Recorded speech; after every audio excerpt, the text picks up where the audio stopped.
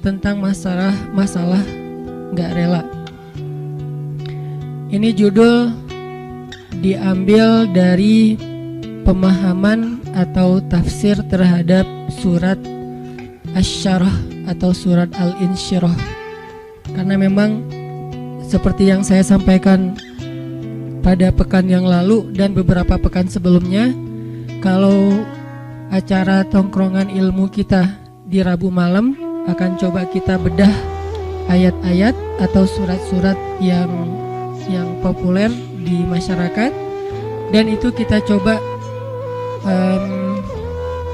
jadikan semacam standar ataupun quote ataupun petunjuk dalam hidup kita. Nah, kalau sebelumnya kita membahas tentang surat Ad-Duha, surat yang bercerita tentang galau, sedih, ngerasa sendiri, terus motivasi untuk tetap berserah kepada Allah, bahwa Allah gak pernah ninggalin kita, dan seterusnya. Tentang gimana caranya biar sesuatu yang bikin kita tadinya gak rela jadi rela. Gimana caranya kita rela seseorang yang dekatnya dengan kita tapi nikahnya sama orang lain. Soalnya saya juga gak rela. Gimana caranya kayak gitu? Gimana caranya kita bisa rela kalau pas kita berdoa minta sesuatu, Allah malah ngasih kita ujian. Kita lagi getol-getolnya meminta kepada Allah tentang sesuatu yang kita lagi kepengenin banget, tiba-tiba Allah malah ngasih yang sebaliknya. Gimana caranya biar kita rela kalau kita ditolak dengan bahasa yang lembut? Kalau kita ditolak dengan alasan-alasan yang kadang-kadang gak masuk akal.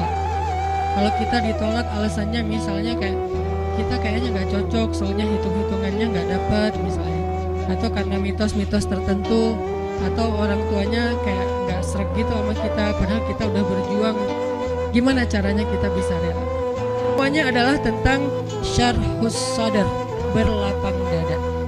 Berlapang dada pertama yang paling penting adalah berlapang dada terhadap ketentuan Allah, yang kalau dalam bahasa fikihnya kadang disebut dengan istilah takdir, atau berlapang dada dengan sikap-sikap orang kepada kita. Seberapa besar lapang dada kita sehingga dada kita itu muat dengan kesalahan orang. Makin lapang, makin banyak kesalahan orang yang muat di dalam dada kita, nggak sampai bikin kita nyesek. Jadi ada kesalahan masih lapang, nggak nyesekin kita, jadi kita masih santai. Kan orang kalau lapang, sebutlah kita kayak di sebuah ruangan atau di mobil aja nih. Kebenaran mobilnya mobil city car yang memang dua row gitu, seatnya cuma 4 orang. Nah, kalau masuknya cuman kita driver nih, masuk 1 orang teman, kita merasa sempit nggak? Enggak. Atau kita jadi penumpang sama driver, masuk 1 orang teman masih biasa. Masuk yang ketiga jadi 4 orang sekarang masih biasa. Masuk yang kelima, yang keempat jadi 5 orang, mulai agak-agak gimana gitu, apalagi duduk di belakang kan ya. Nah, kebayang nggak kalau mobilnya bus? Kalau mobilnya city car yang mungkin cuman muat 4 orang nyamannya, terus diisi 5 orang, jadinya gimana? Nggak nyaman kan? Tapi kalau bus diisi 5 orang masih nyaman, leluasa, karena emang isinya harusnya 35, 40. Nah, artinya dada kita itu sesek tergantung kelapangannya, bukan tergantung masalahnya. Ada orang yang masalah sepele bikin dia nyesek. Ada orang yang masalahnya udah luar biasa, dia masih kayak biasa-biasa aja. Kenapa? Bedanya bukan masalahnya, tapi yang membedakan itu adalah syarhus sadarnya, lapang dadanya.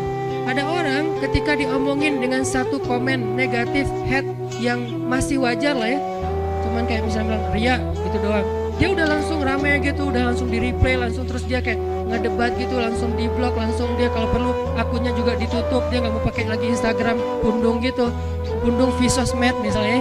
Ini gara-gara apa? Gara-gara ada satu haters yang satu kata doang, ria, sombong. Ini artinya bukan masalahnya terlalu besar, tapi dadanya mungkin belum lapang. Dan itu juga berlaku kepada pasangan, berlaku kepada keluarga, berlaku kepada orang tua, berlaku kepada guru, berlaku kepada banyak urusan hidup kita.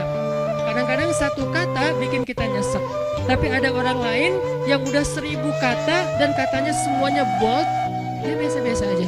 Kenapa? Mungkin 2 kemungkinan, dia orangnya cuek, orangnya nggak mau ngikutin kayak gitu-gitu, dan itu juga bisa jadi buah dari kelapangan dada. Atau kemungkinan kedua adalah dia dadanya emang lapang, hatinya emang lapang. Sehingga salah satu yang kita selalu doain itu apa? Rabbi syrahli, malah sebelum yang lain-lain, Rabbi syrahli sadri. Inilah yang diminta oleh Nabi Musa ketika Nabi Musa diutus kepada Firaun. Allah berfirman di surat Thaha, idhab ila Firaun innahu tagha. Pergilah kamu kepada Firaun, dia itu jahat banget. Tagha itu jahat banget. Tagha itu zalim banget. Tagha itu durhaka. Tagha itu sangat sombong. Tagha itu udah luar biasa kejahatannya. Bukan lagi orang yang kejahatannya masih wajar, udah di atas wajar, namanya tagha. Innahu tagha. Firaun itu luar biasa jahatnya. Apa kata-kata Musa? Musa nggak bilang ya Allah beri saya senjata. Karena kalau Musa minta senjata, Allah bakalan kasih senjata yang bisa ngalahin Firaun. Musa nggak bilang ya Allah kasih saya misalnya harta supaya saya bisa ngebeli semua kekayaan Firaun, kekuasaan Firaun saya bayarin aja lebih daripada Qarun. Malah yang diminta oleh Musa dalam misi yang sangat berat itu apa? Qala rabbi syrahli sadri. Itu pertama yang diminta sama Musa. Musa berdoa setelah Allah memberi dia perintah. Kata Musa, rabbi syrahli sadri. Ya Allah lapangkan dada saya. Baru yang kedua, wa yassirli amri. Ya Allah mudahkan urusan saya. Jadi kalau dadanya udah lapang, maka urusannya jadi mudah. Kalau dadanya udah lapang, maka hidupnya jadi mudah. Kalau dadanya udah lapang, maka hubungan dengan pasangannya jadi mudah. Kalau dadanya udah lapang, maka hubungannya dengan partner atau teman kerja, tim bisnis kita jadi mudah. Kalau dadanya udah lapang, maka teamwork kita dalam suatu usaha sosial, gerakan dakwah atau apapun jadi mudah. Wa yassirli amri. Baru setelah itu, wahlul 'uqdatan min lisani yafqahu qawli. Selesai? Belum. Yang kita nggak bacain yang keempatnya, waj'alli waziram min ahli Haruna akhi. Dan beri saya juga seorang pendamping yang dia pintar ngomong dan dia itu lebih ngerti realitasnya, lebih tahu apa yang terjadi di sana, saudara saya Harun, supaya kami bisa sama-sama berdakwah kepada di sisimu. Jadi yang pertama banget diminta oleh Musa menghadapi Firaun aja lapang dada. Kenapa? Karena kalau Allah kasih kelapangan dada untuk Musa, kejahatan Firaun itu nggak bikin Musa nyesek.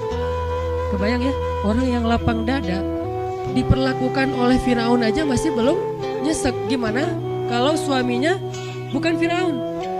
Kan banyak ibu-ibu atau istri-istri bertanya, Ustadz gimana menghadapi suami yang pemarah, suami yang galak, suami yang nggak setia, suami yang suami. Sekian banyak kesalahan suaminya. Lebih besar mana dengan kesalahan Firaun? Pastinya lebih besar Firaun. Dan kita nggak membandingkan suami dengan Firaun ya. Artinya emang ya jauh lah insya Allah. Ini bukan dalam masa dalam niat membandingkan. Tapi kalau kesalahan Firaun aja dengan kelapangan dada Musa tidak pundung, Musa tetap bisa bersabar, Musa tetap bisa menuntaskan misi dakwahnya, berarti lapang dada itu penting banget dalam hidup kita teman-teman. Sampai dengan kelapangan dada bisa menghadapi orang sekelas Firaun, berarti kan lapang dada itu penting banget ya. Yang kalau di bawah Firaun pasti akan lebih lega lagi nih. Di Firaunin aja lega, di Firaunin. Jadi diperlakukan oleh Firaun aja masih lega. Itulah yang diminta oleh Musa. Ini menandakan bahwa lapang dada itu salah satu doa yang paling penting untuk kita baca teman-teman. Bukan cuma pas mau ngomong di depan kita baca Rabbi syrahli sadri. Kapan aja Rabbi syrahli sadri, Rabbi lapangkan dada saya, lapangkan dada saya. Kalau mau pulang ke rumah buat yang udah punya pasangan,